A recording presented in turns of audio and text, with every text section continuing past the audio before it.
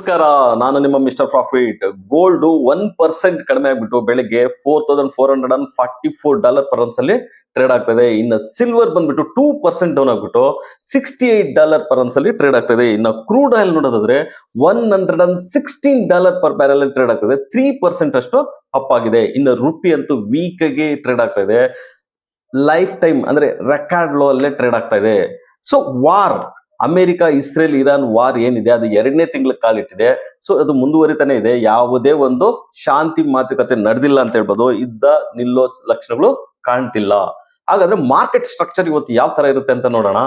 Dow Jones market 300 Dow Jones future market 300 points down ಆಗ್ಬಿಟ್ಟು trade ಆಗ್ತಾ ಇದೆ.